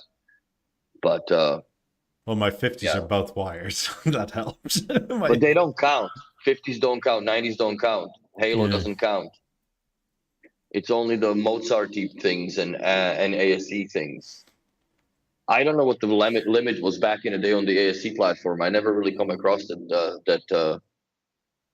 I don't think there was a limit like that because it was like an evolution on Masterlink, wasn't it? Yeah, well, Masterlink had a cap of 16 zones, right? Unless you can expand it with the Masterlink expander or whatever. Yeah, but that was zones, like not individual products, right? Like there was a master in that zone that then did. Yes. That, yeah. Which is slightly different because now the whole network is the zone with the maximum of products in it. Well, maximum, the maximum stable amount of products, which is still a shit ton, don't get me wrong, but well, if you have 24 zones, let's say, 24 zones, and 16 of them are wired, that's 16 fucking rooms. I don't know. We want to sell to the princes of the world these days. And also, like that being said, like let's say in 6 of those rooms you have a theater with 2 pairs of Lab 8s that are connected via DPL. Yeah. So they're automatically off of that. So you can still have more products, but they're actually controlled by, a theater as a driver. And I think that they should enable the DPL for the BeoConnect core, in my opinion. So then it's easier to sell it with the subwoofer. So you can sell the 28s with the sub or 18 or 8s with the sub. 18s are no problem because you just bypass, just split the signal. What's the Caroline Wozniacki apartment or whatever it was? Maybe it was a penthouse. Anyway, that at least had 3 TVs in it with like 50s and or 28s or a shape or more stuff. And then like cores galore because like literally every room had like celestials. Had speakers, yeah. I mean, I haven't been in them, but I've seen like penthouses for sale, like in Chicago that have like 7 bedrooms. Fuck. I mean, we're talking about penthouses, right? That are like somewhere between 5 and 10x the size of my house. Yeah. It's insane. I mean, it was one of these penthouses was like 7 bedrooms, 10.5 bathrooms. And then like something like 2 or 3 living rooms. Oh, it'll take you a week and a half just to pee in each bathroom every day.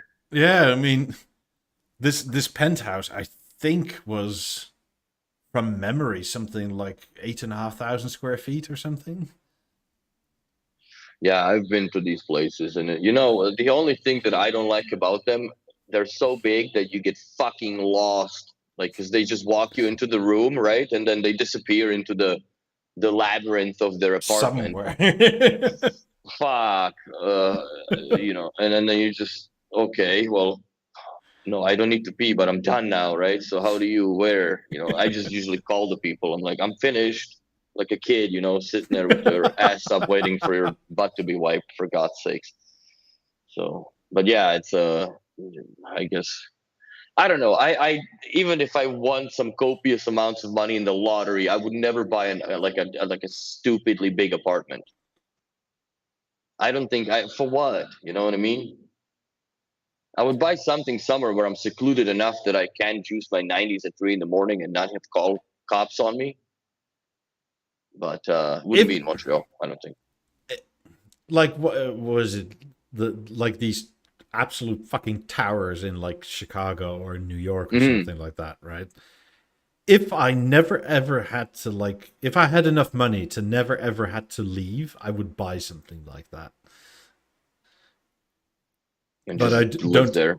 Yeah, because then because you literally see everything, right? Like you can literally walk round the building. You can see the economy crash from miles away. Yeah, and you have so much space. You can literally say, "This month I'm only using this floor," because usually it's 2 or 3 floors at this point. Yeah, I mean, the old and Sears per Tower floor building. you still have like, I don't know, 20-foot ceilings or something. So Fuck. I mean, Yeah, that'd be cool. that penthouse was in New York that was like, was it $132 million or something like that? It Oh had a yeah, on that fucking ballroom, billion, right? billionaires era avenue or whatever it's called Yeah, here. I mean, it had like, I don't think I really think it was people live in 3 or them. 4,000 square feet of ballroom. But I don't think people live in those, man. It's just like you park your But money you in there, and that's can, just and I'm of saying, if I course. had that sort of money, and Oh, it I was would live just, in it. yeah, I would live there and just like never come out.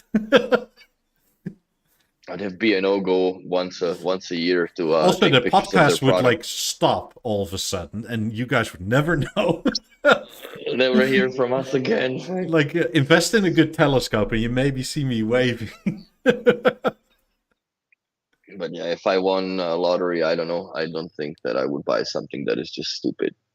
It depends on how much the lottery is. Well, like we have a client that was used to, it's a Mexican guy, and he was a cleaner somewhere in the mall or whatever, and he won $44 million on 649 Lotto, whatever. $44 million. And I've never met more humbler person in my life, man. It was fucking great. It was great to see, because usually those people just like they're broke within a month or two. Was it But last year? Somebody here in this country won $2 billion lotto. fuck me. After taxes, they got 600 million. Oh no. That's a feels bad, dude. Yeah, which is still a shit ton of money, right? But you buy Yeah. something extravagant, put it all in CDs and whatnot, and live off the interest for the rest of your life. Yeah. Because even if you buy I don't know, put 200 million in a CD at 3-4%, you're gonna have what, like 1.2 million to spend a year on nonsense, and it doesn't hurt. Fuck. Yeah, Sunday lotto winnings are tax free in Canada as well. I think to this, maybe not. Maybe Rudy Trudy Depends. changed it, but depends Depends how on much. depends on the state and which Oh, lotto in it is. US, yeah. There's no way California's going to do that. In Chicago, it's like in Illinois, right? It's so bad that if you play the state lotto and win, they don't pay out because they're in such You owe debt. them money. No, they're in such debt, they just essentially say, we can't pay you out. So That sucks. you'll just wait for it. And as soon as the government has the money to pay you, that's when you get it. Oh, that sucks. It says would lab 8s would be a good bedroom speaker at the balancer Yes. level. 8s would be great. Depends, like if you are actually tying them with the TV per se, or just having them on their own. Depends how big the bedroom is. But you know what? Honestly, I think for a bedroom, a level is just enough, because I don't know. Like I've had a 2 by 1 meters big 12 tile shape in my bedroom, And honestly, I never really listened to it to the full potential that this thing would ever have, because at the mornings it was usually CBC radio with the traffic reports, and in the evening it was a very quiet lounge of music before I fell asleep. So, the only time that I really got to listen to it, I guess, when I was sick and I just laid in bed and I really just fucking pumped it for a few days in a row. Well, But other maybe than Ed that, lives with a lady and he needs to pump it. other than that, yeah, and those times too. But I find, I don't know, level is fine, but eights would look cool. If you Depends. It really depends. at this point in time, I would just say go for an A5 if you're just for music. Or that. Because Yeah. I mean, it has a bit more. It depends on your space. It's very hard to say this, like, not knowing what your space is like. Do you have some walking space, or are you tight on like putting stuff on drawers or whatever? Are you putting on a nightstand, or does it have its own space on the dresser? Right, like all these things matter.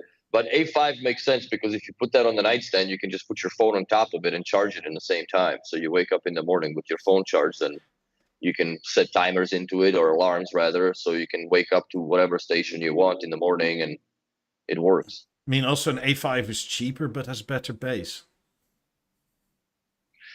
Level sounds cleaner. Yeah, but again, right. It's six of one, half dozen the other. It's still a dozen. It's not like an A5 is muddy in any way. And if it's just like background noise, right? Do you care for the cleanliness of sound? I don't know. Just go to your dealer, have a try with both of them, see what you think. That's what I would say. I mean, if you want to go baller, go for eights. I'm not saying no to eights.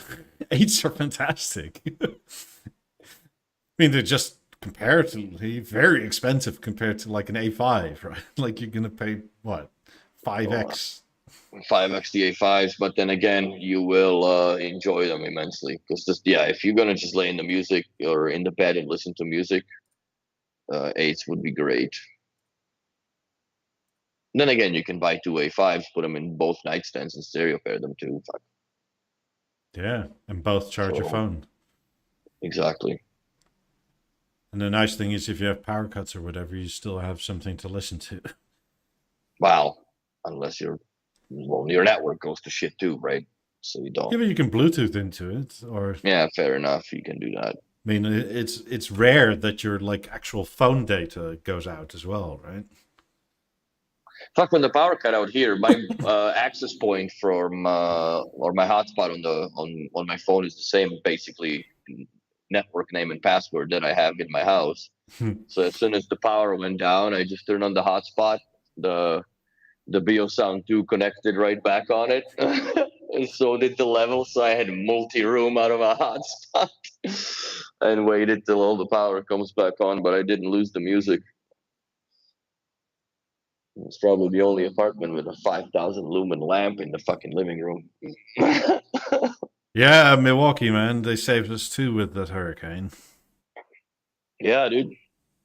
Batteries and I even have a water transfer pump, which I used to use for distilled water and humidifiers, but not anymore. But I'm sure at some point of life, somewhere for someone, it'll become handy. So,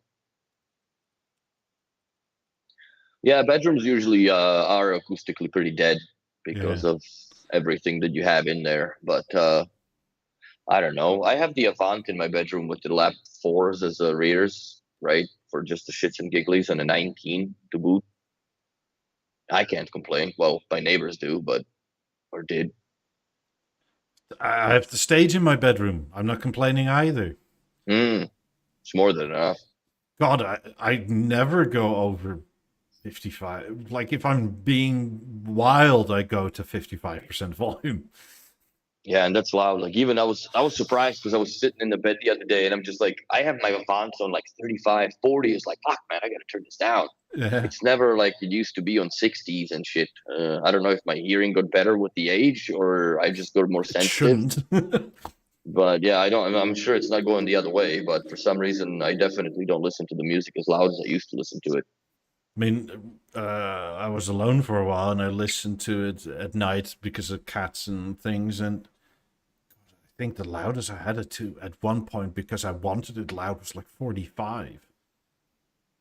Yeah, and it was loud, right? Like, it's funny how well if you get two pairs of 50s, that thing gets that the scale changes quite drastically for volume yeah, but and like the and the 50s are also in a bass. way bigger room. Like it's like my bedroom is not that big. It's God, it's like 4.5 by 5 or something. Hmm. So I mean it's sizable, but it's not large, right? And it's closed off on all sides. So whereas like the living room is pretty large and it's open to a Opened. pretty large kitchen, as in like Yeah, it vents out. there's like a door opening and fully open bit to it. I did that in my old apartment where I tuned the 90s with the doors closed to the adjacent rooms, and then I listened to it, and I also did it filter with doors opened, Mm-hmm. and it's a huge difference in bass response, how they behaved In a when I smaller did room, the absolutely, yeah yes. when I did the vice versa test and I had the doors closed with the doors open and then put the played around with the filters. Yeah, it does make a difference. I So yeah, can't so when you're imagine it would tuning, change anything in my place. no, not much. Not much. But if you're tuning the theater, usually I try to tune it with everything that it normally is under normal circumstance, right? Because it does change a little bit. Like we've had a couple instances where we did it was an apartment, but it was a specific one room that he had the theater on, right? I'm like, and I closed the door. It's like, why do you close the door? I'm like, well, you're gonna be gaming here, right? Like, I don't think your girlfriend's gonna put up with these constant shootings and explosions and whatever else, screaming and shit and Call of Duty. So you have the doors closed, right? He's like, yeah. So let's just tune the system with the doors closed. And that's where we found out how much shit that they abandoned in his wall. It just rattled so bad. That's one of the things that you got to be careful when you're putting stuff on the wall in North America.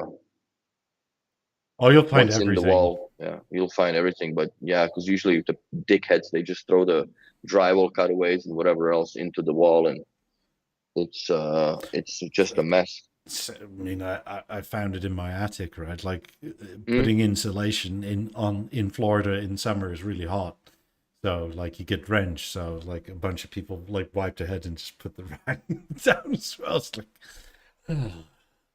It'll insulate. It'll be fine. Who's there to see it, right? I hate that ideology and how some people work like that. yeah, I'm still considering getting that spray foam stuff. For The attic, because like this insulation that's in there now is still God. I mean, it's probably R20 or R25, which is like code of the day, but it's not. Mhm. I mean, it's But not. that's the code is the minimum. Yeah, I mean, current code is like R30. You can still get it with that like blown in wall, right? But also because Yeah. of renovations, like walls have been replaced and like they didn't plaster there, so like a bunch of that stuff. Like there are spots where there's almost nothing, Hmm. and I still have to do that. Unfortunately, like uh, energy prices here are so low, I don't notice it enough to be imminently like in a hurry to do it. In a need. Well, and it doesn't go below, stupid. So then you don't have the frost and It's and, more and for moisture. summer with how quickly the living room heats up again, because Mm, there is like oh, it God seeps through. 2 by 8 meters where the insulation is the drywall. Oh yeah, that'll definitely keep it warm, man. Yeah, you gotta fix that. I mean, literally, the insulation is the drywall, right? There's nothing on top anymore because it all fell Yeah, down. no, that's no good. That's no good. You gotta But fix that. yeah, and I will. But like, it's to the point where like there's so much. Like, do I just go to the like the isonine spray-in foam where like it hermetically seals everything? I It'd mean, be it's probably better if, in case you yeah, get those crazy forest or whatever fires, brush fires. I don't know if they happen in Florida in the way that they happen in Cali, but most of the houses that survived were basically full seal vapor barrier, so yeah. nothing got in. Yeah, So so I'm considering if also by just the sheer amount of how you do that with spray foam, I mean, it'll be sprayed to like an R35 or something, but the effective range is like almost like Canada style insulation, right? And it's Spray not foam is a it's not sort of eco hippie thing. It's more sort of like I don't feel like paying for all these fucking power bills. no, that is understandable, but I just the spray foam. It's my biggest enemy, right? Because I look at it from the fact that like there's never going to be a chance that you'll ever pull a cable through there now. Yeah, but I wouldn't put it on the ceiling. I would put it on the rafters. Hmm. Like go from the block up. Oh, I dropped or something. I would go from the Okay, from the concrete up to the something like rafters. The current insulation is on the ceiling joists. So yeah, that yeah, would yeah. make That's the the one I would just do whole normal. attic would be insulated all of a sudden. So if you ever need to pull any wire, like it doesn't matter anymore. My buddy spray foam his entire attic. I was pulling cables with him there. It wasn't a nightmare, but it was fucking cool because you could walk on everything. Yeah, It's just solid, like it, and it looked cool. It looked like a cable almost. yeah. Yeah, that house is not going anywhere. Ziga says, Mickey, do you still have a use case where you BeoPlay H100? Yes, listening to music.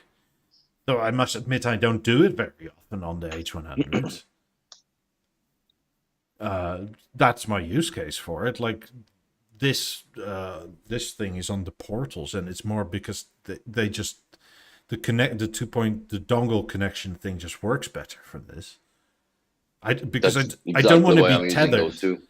Yeah, neither do I. Look, if I get a new computer at some point, which I do at some point, if all this new stuff that just came out stops burning itself down, I'll buy it. But then, like my motherboard is from 2017 or something like that, and the Bluetooth on it is 4.0 or something, and it's horrible. Yeah, that's too far back now. I mean, these are noise canceling. The H100s are noise canceling. I don't like noise canceling while on this because I can't hear anything around me anymore. And then I do have cats, and if they do something stupid, I still want to hear. Something's going on. Yeah. I mean, the other day I got home and I found a bunch of plants on their side. So it was good that I hadn't watered them in a bit, so it was all dry. But like, come on, Fucking kitties. gardening time. Oh, it was in the house. Oh, they brought it in. No, the plants were inside, and they Oh, just knocked them over. ooh. Yeah, that's the danger with cats when they go crazy, the zoomies and shit. Yeah. God, my couch is currently being worked over by the cats, but Yeah, I'm grateful that she doesn't really scratch here much. Like she gets her paws into that carpet from IKEA, so she like pulls the strand out here and there. It's still fixable, but like usually when my girlfriend's here, I play with the cat enough to tire her the fuck out, so she doesn't get the zoomies, and then she sleeps all night. But at 6:30, she's meowing for food, so I gotta get up and do that because then she does get mean with shit. yeah. So So some people are mentioning there's some serious inconsistencies in the treble with the H100. What do you think? I haven't come across them.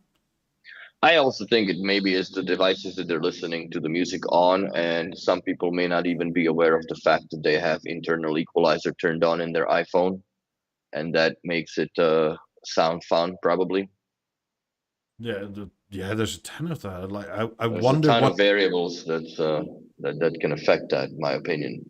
I wonder what people mean by the inconsistencies. Well, if you listen to Spotify, it's definitely going to be not as good of a sound or acoustic experience as from Tidal or Oh, Deezer. that's guaranteed, right? Like that's so. Well, I don't know. I haven't heard anything that's glaringly Uh, obvious to me. I think that internal equalizer just does whatever the sound comes out, whatever music comes out of the output from the Bluetooth, it's already processed through that. So I usually make sure that people have their equalizer set to flat and then just play with the equalizer either in the app or leave it on optimal, and then everything should sound right. Now, given the fact that if you're listening to Louis Armstrong on Spotify, it's going to sound like shit no matter what. Yeah. But if you put a USB-C connector between your phone and the headphones, and you listen to Tidal, then you're gonna be very close to 50s, 90s experience with the imaging and soundstage and the performance overall. Also, if people like some people deny software updates, so if the speakers or the headphones are not up to date, that may also hinder the performance, because there has been some performance updates to the H100s over the months. Yeah, So the only thing I'm kind of annoyed about is that was it one of the codecs that they said would be here still isn't here. yeah, Not that I personally use it, but it's again one of these things where like you guys fucking promised it and you put a date to it, and then like it's not surprised, not the first time either. But then again, as far as the B&O headphones, that's no, not the I hill I'm know, dying on but at again, all. it's they are 50s level expensive in terms of headphones, right? Yes. Which is kind of like, ugh. And you put your own foot in it by putting a fucking date on it. Did you see those Sennheisers? I don't know, for whatever reason. I guess the phones listen to us when we talk as well. Once we got off air, yes, last Sunday, and we hung up. I turned on the YouTube, and there was this Asian guy. I forget what channel he was, but it was these 100,000 Sennheiser headphones, 100,000 Sennheiser dollar Sennheiser headphones with like Uh, the motorized powered or tubes and whatever. yeah, yeah, And yeah. yeah, like holy fuck, that's a different level of of a headphone consumption, I guess, when it comes to that price. But that's out of my universe as far as what I'm not just willing to spend on headphones. I just don't spend enough time on headphones. The portables are the only ones that I use, and I use them for, let's say, 2 to 3 hours a week, 2 hours for the podcast, and then a little bit to shoot shit after, and that's that. I just I don't like the feel of them. Just I don't like the band pushing. That's why I like the H100, especially when I cook or whatever, so I don't have to listen to the. No, it's not those. There was another set that was motorized, the whole thing, and it's insane. Like, yes, it's cool as hell, but really, like 100 grand something. Yeah, Too much for my taste. where like the tubes of the tube amp like come up out of the marble, and Yeah, yeah, that one. So it's that's like 60 grand US or something like that. It's I don't use H100s at all. I played with them for I think a week or two when they first came out. I absolutely love the sound, but like I said, I just have no use. I even transferred from Deezer that I've had for 11 or 12 years since the Deezer became cool with B&O, and when the Spotify pulled the plug. And I transitioned to Tidal, moved all my library to Tidal to listen to the H100s and kind of have that experience, even with the Mozart. And I went back to Deezer after. Now the Tidal apparently is better again, but whatever. But yeah, for me, the headphones are not. I'm just not a headphone guy. I used to be very heavily into it, but I no longer. Yeah, these ones, but I no longer am. So for me, the H100s are irrelevant. Like, yes, they sound great, but would I buy them? I don't think so. Like, for me, it makes no sense to have H100s at home to sit on the chair in front of a $250,000 speakers now, right? Where I could just have that experience without having something on my ears. That's just, my thing. And quite honestly, I don't commute in public transit, so I wouldn't, and even then, I don't think I would carry them around, especially in Montreal subways. And that's, in my opinion, little you're asking for getting robbed. But everywhere I go, I drive. So I have, if it's my Audi, I have the B&O sound system in that. If it's the van, I don't really give a shit because I don't listen to anything but the sound of wind and potholes and suspension till I get home. So, and then I have the theater with the 90s and 18s in the back, so I don't really have a need for headphones at all. So that's my honest answer. I don't. Even if they come up with the $5,000 pair of headphones, yes, I'll listen to them. I'll definitely give them an honest shot, but it's not going to be something that I'm going to, hold off on the bread so I can save up for. I'm not a headphone guy either. Yet I somehow ended up with a shit ton of them. I know. Also, the H100s were a birthday gift, so I can't complain about that. Like, it's a lovely, lovely device. Would I have ever bought them if they weren't to give? Probably not, because like, would I have like here What's or? the use case? Yeah. What's the use case? I mean, I don't use them all that much, but they're lovely to listen to. They're very Yeah, but even if nice. you go outside by the balcony, I mean by the balcony, by the pool, you're more likely to take the A5 with you so you actually can hear shit around you than Yeah. just like close yourself off in the headphones, right? And then just be in your own world. And you turn around, your neighbor house is on fire, and you don't even have a fucking clue. La di da So di da. there's like 17 We fire departments. Like, must be a what's that barbecue. smell? That's it. Smells a bit like roof tile, but it's barbecue. So yeah, but that's we're both. I think we're the worst people to ask about the headphones opinions in a way because we don't really listen to them. Yes, we do get to spend enough time to form an opinion, but I don't think it's the same thing. Like if you had, let's say, the '90s for 2 weeks and you were asked to form your opinion of them versus me living with them for last 10 years and give you my opinion of them, right? So that's I guess the comparison to it. But yeah, if the new earpods, whatever there or earbuds they come out with again, I'm sure that they're gonna be on the Amadeus platform, which is what the H100s are. I think that's the direction now that we're headed towards. It'll probably be Probably. complete redesign compared to what the 11s are in one way or the other. I wish that they came back with the over the ear idea. Remember the A8s back in the day? Make that somehow great again. Yeah. I think that would be a cat's ass for headphones. No, the earbuds are not on Mozart or they're not on whatever the H100s are the first ones that they call it the Amadeus platform, which I believe it's because the electronics now allow to jam so much computer inside the headphones that you can run an operating system on it, I guess, essentially, with all these crazy, things that they do now. DSPs and room correction or ear correction and yeah. The outside, compensation, taking sound from 8 different microphones and make it disappear in your head. And I mean for there's a this lot that goes to it now. for the same reason your AirPods can test if the seal is correct, right?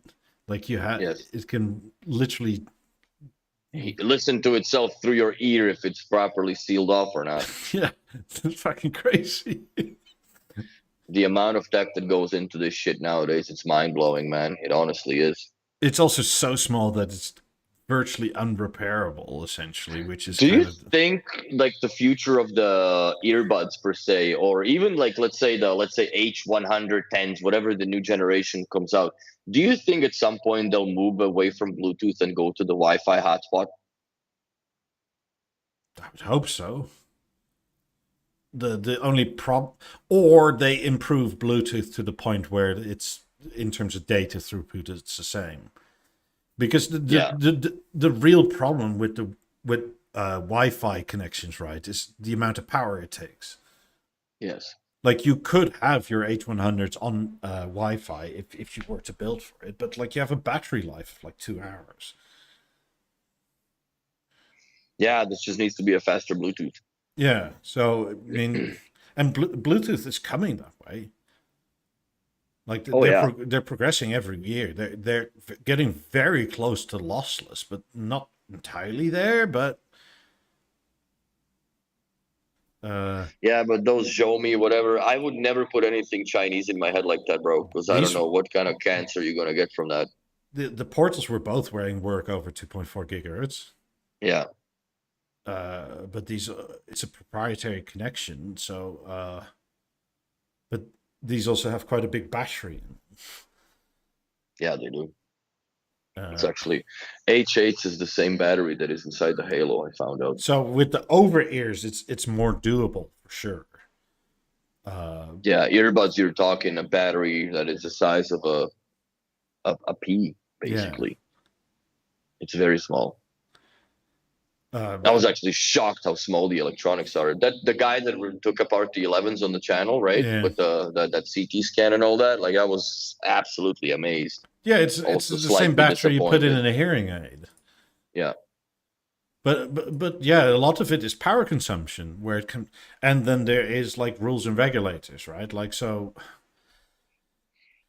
I bet you they could do a lot more stuff if there weren't any rules applied. The outcome of that is also highly questionable, but like they're definitely stymied by the rules and regulations that are currently in place. yeah. This is probably why Xiaomi can do all sorts of things because China is Because sort of they're a like, Chinese market, fuck they're it. open, they don't care. Yeah, There's and there enough is of us like to test on. exactly, and there is enough. And the way that it works right now, it's just they don't really screen for whatever comes in from China as far as the product. So you can just bring it in here, especially like the Temu stuff and whatever. God only knows, and how safe those things are. Why So do I? Last question. Why do we think it takes so long to implement LDAC on the H100? Lack of people doing it. Squirreling. Like, oh, problem, and then they drop whatever they were doing. that's it. Priorities essentially.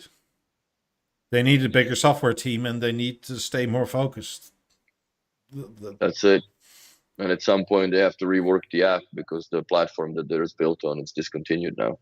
Yeah. So That's for another podcast. yeah, but it comes down to the same thing. They need more people to do it, and they need more focus because they're kind of all over the place. So Yeah. I mean, We'll and when see what something new is comes nearly out. done, they go, "Ooh, we had an idea. We're going to build something new, right?" Well, I just hope, man, whatever's new, it's going to be on Mozart platform. So I hope it doesn't come out half baked like the last, few products. Like, even the Lab 8s, for God's sakes, man. You've had one job to do, and you've already did that with the 28s, which came out years before that. Do we yet even And have the ultra wideband for the eights? I don't think so. no, no, no, I don't. I Which think that's which just was kind of also sort of. that was also promised for what last year. Yeah, but it's Not that it's. I don't mind. I wouldn't have used it, but like, what the fuck, man? You promised. I didn't make you promise. You did. God damn that's it. it. That's it. Anyway, I'm gonna call it for today. Hope you all have a good week, and see you next weekend. Bye. Thanks for watching.